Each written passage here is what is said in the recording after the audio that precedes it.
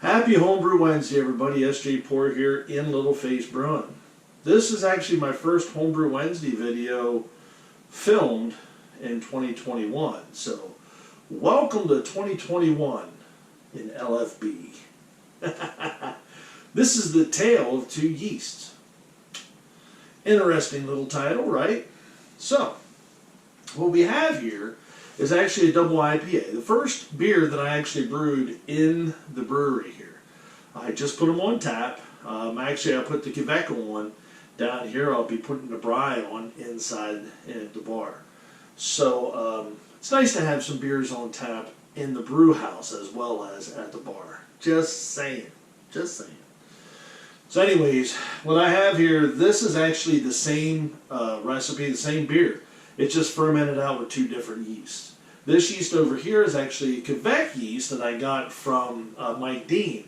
He had sent me a couple slants. I want to say it was like two or three slants a while back. And they sat in the refrigerator for a while. I have brewed with them a couple times. Now, I did not keep the yeast off of this batch because there was just too many hops in it and stuff. But I have plenty of that yeast washed and in the fridge to use as we go forward. So, as you can see, these are different looking beers by far. This is really, the first couple pours. I poured on New Year's Eve. I poured actually this one. So this one has one extra beer pulled out of it than this guy does. So, as you can see, the Quebec has that hazy, actually quite beautiful, juicy color to it. And the Bry, while it still has, and it also has that cloudiness, the Bry still has that same color, but it's a little bit more clean. Let's try these beers and see what they taste and smell like. Now the Quebec definitely has a very nice fruity aroma to it. And the Bry actually has, and I noticed this the other night when I poured it out, it has a touch of a butterscotch nose to it.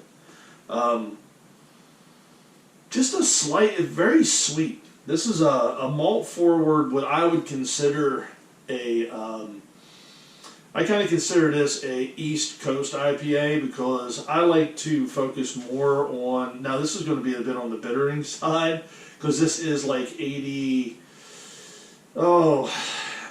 couple IBUs. It is 8% ABV. So I'm looking over here, I'm actually at 8.13%. Actually, so the Quebec finished out at 1010. They both were at 1070. The Quebec finished out at 1010 and the Bry finished out at 008. So they are a little bit different in ABV. The Bry, which is right here, is 8.13%. And the Quebec over here is 7.875. It's very negligible, the difference in ABV. But the difference in aroma is stark. So carbonation is pretty decent. What I did was I forced carb these. They sat for about 3 days at 30 psi, and then I backed it down to about 20 psi, and now I've backed it down to my serving psi. So it'll be ready to go. Yeah, let's go with the Quebec first. It is super, super fruity. I'm getting tangerine in the nose. Now the hop schedule on this was, it was 1 ounce. Now this was a double batch. It was 1 ounce of Nugget at 60, 4 ounces of Citra at 10, 4 ounces of Falconer Flight 7Cs at 10, 2 ounces of 007 Golden Hop at 10 minutes, 1 ounce of Northern Brewer at 10 minutes, and a half ounce of Centennial at 10. And then these were dry hopped for 7 days with 2 ounces of Citra, 2 ounces of Falconer Flight, and 2 ounces of Summit. So there you go. There's a lot of different hops in this. Now I'm getting a lot of really nice fruit. So Cheers. Let's dive in.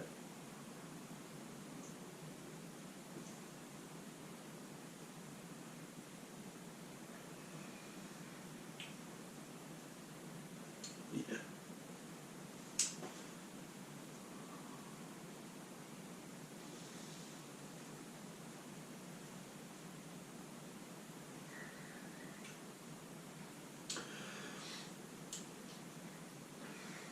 Nice.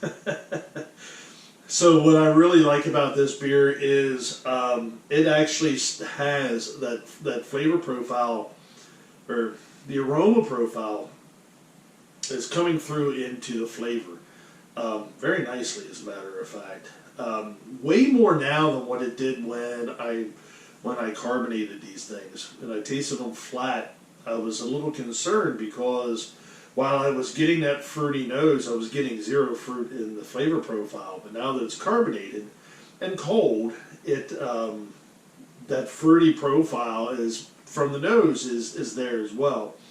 And it finishes off with a real nice bitter. The nugget, if I was to brew this one again, I would try and stay with this same schedule, but I would back the nugget off probably to a ½ ounce, because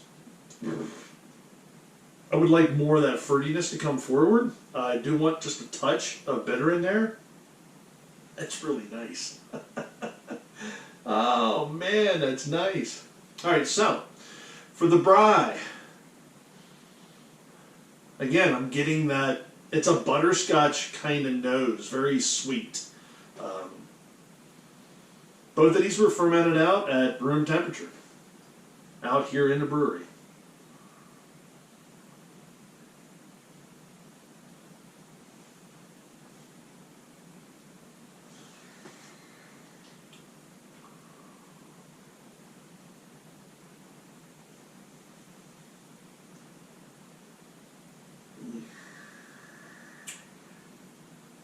Nice. What's nice is this has what I would consider it's malt forward, so it has a nice sweetness to it at the beginning. It's a very, very interesting beer. I'm digging this. Bunches. I like them both. I would actually do this again. The only thing different that I might do, this was solely primary. I never transferred this out of the primary. I dry hopped in the primary, and then I actually cold crashed the Bry 97 and the Keyser, and the Quebec I left out. So they both finish off dry at the end, very similar. But all of the difference is up front and in the aroma. So what a nice, fun experiment that I did here. And it's an experiment that you guys can do. Do a double batch and use 2 different yeasts. I mean, ferment them side by side. It's one of the best ways to find out what your yeast is going to do. Is to literally brew the exact same beer. You know, do a double batch, and then just ferment them out differently. It really is. I mean, that's a really cool way to know what's going on, because the yeast is what has changed the color. You know, the clarity on these. So this could almost be considered a New England.